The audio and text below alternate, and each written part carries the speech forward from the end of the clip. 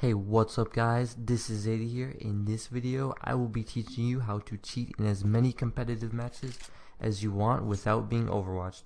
Even if you appear on Overwatch using these tips in this video, you will not be convicted. So first step is you need a CSGO cheat, preferably a VAC undetected cheat. I recommend Inuria, AimTux, and Chode's cheats.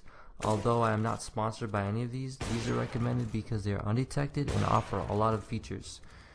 Now the second step, guys, is you're going to need to learn how to configure your cheat using settings like smooth, curve, time, randomize, and recoil control system, or commonly known as RCS.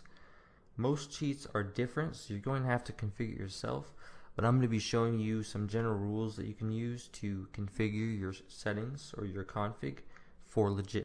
Hey, what's up guys? I'm going to be showing you how to configure your cheat. I'm using a private cheat, but this should work on pretty much any cheat. So you want to have probably at least 1 to 3 FOV for the head aimbot. And so if you don't know what a mouse 1 aimbot does, is every time you shoot, it goes closer to the head. You see that? Every time I shoot, it goes closer to the head. Now if I'm aiming more near to the chest, then it will go for the spray down. So the chest aimbot is activated whenever my crosshair is nearest to the radius of the chest hitbox.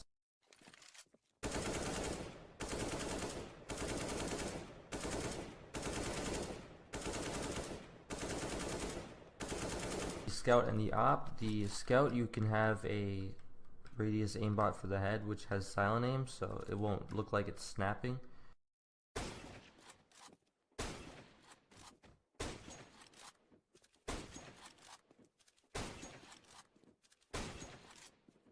I have a low FOV aimbot to the chest.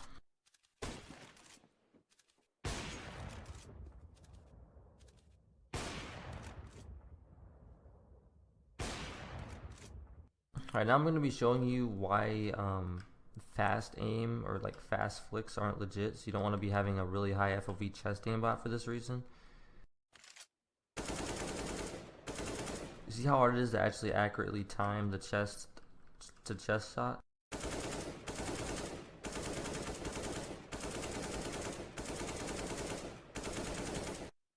But if I use the chest aimbot, it's going to be really easy to do this.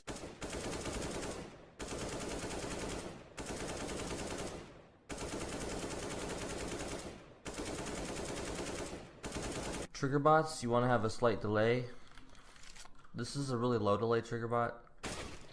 You see, even when I move really fast around the head, it can still get a headshot. But if I turn the delay up, it will actually be really hard for me to move my mouse fast and still get the headshot. See, it's not getting that headshot right now. If I slow down a little bit, it will though.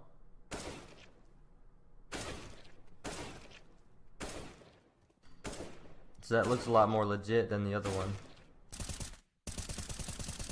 It just controls your recoil automatically,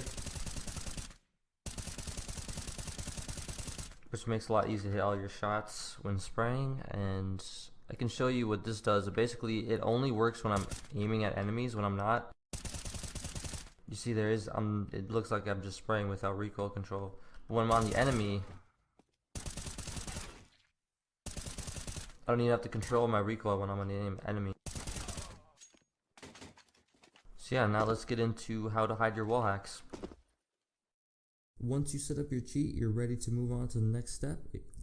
So the next step is how to hide your walls. If you don't use walls, then you can skip this step.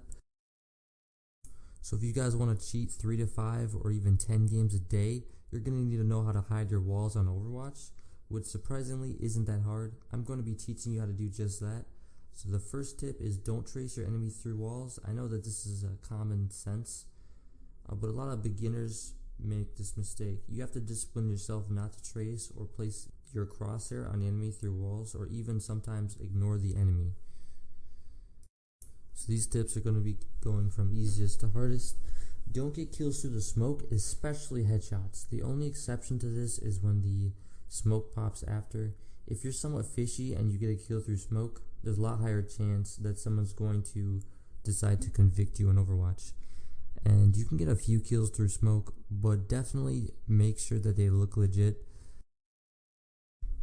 Which brings us to our third tip: don't get kills while flashed. I know this is an easy tip, but I don't recommend using no flash. And also, if you have a higher FOV aimbot, then don't keep shooting after you get flashed, because it might accidentally snap to their head, and you might get the kill for it.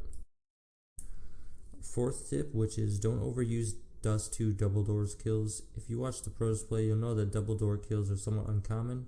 I'm talking about wall bangs. If the enemy CTs peak mid, it's fine to go for the kill, but definitely 4 to 5 wall bang headshots through double doors is a no.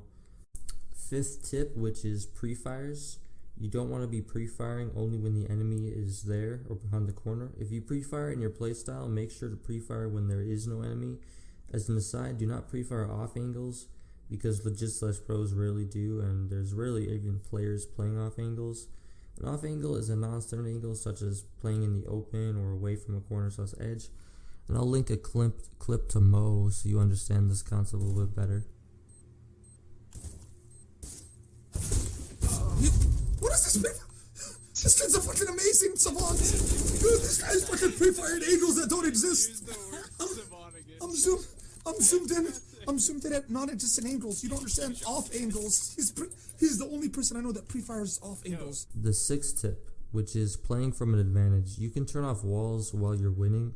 Also, I don't recommend going for 1v4 clutches after the bomb is planted, especially in maps like Inferno where you can't peek the enemies one by one, because this may give away your walls when you're in a clutch situation where you have to peek a lot of enemies. I would just not go for those insane clutches unless you know you can do it without actually exposing your walls to Overwatch. So the seventh tip, and one of the last tips for the people using wall hacks, is peeking. So an enemy might peek you or fake peek. You don't want to shoot before they expose their body or hitbox. Don't make a habit of peeking the enemy right before they peek you, because that will expose the fact that you know the enemy is around the corner, which will give away your wall hacks to Overwatch. The second tip I have for you guys is don't overuse trigger bots. If you're one of the players that uses trigger bot only, especially very low delay trigger bots are easy to notice. If you can't aim but you can hold every angle in the game, that's pretty suspicious. So don't overuse trigger bots, guys. I know that you might think it's easier than using an aimbot, but Overwatchers can still spot them relatively easily, so you're gonna have to learn when to use trigger bots. For example, let's say that you're in a 1v1 clutch situation, you have the bomb planted on B Inferno, and you're waiting for one of the CTs to come to site. Using a trigger bot is a very good way to secure the kill for that round, especially if it's an important round for your team. However, there are circumstances where using a trigger bot is obvious. And this brings us to our next tip. Don't hold very, very tight angles with the trigger bot, because in these angles, it's harder to time a perfect shot. You want to put your crosshair at the right of an angle instead of at the other side of an angle instead of at the dead left or right, so that the enemy walks into your shot, so it looks a lot more easy to and this is just a bonus tip, but one of the things you're going to want to avoid is peeking very weird angles at weird times. So for example, if you're a terrorist and you're going up B tunnels and you randomly peek the edge of T-spawn for a counter-terrorist to kill a counter-terrorist, it's going to be obvious that you're walling. For example, if you're going on B as a terrorist on Mirage and you wide peek cat corner, it will be a little bit more obvious you're walling, because most people won't peek that entire angle. So yeah, guys, I want to thank you guys for watching, and so as you can see, quite a few days I've played more than 3 games a day. 3 games that day. I played 4 games actually that day, or maybe 5. And to be honest, I rarely even get called out for hacks. This is just the reality of matchmaking. You can cheat and not be called out. You can cheat and not get overwatched, and pretty much this is proof. If this isn't proof that you can cheat in Overwatch and avoid Overwatch, then I don't know what is. But thanks for watching, and I'll show you a few clips that I did, and peace out.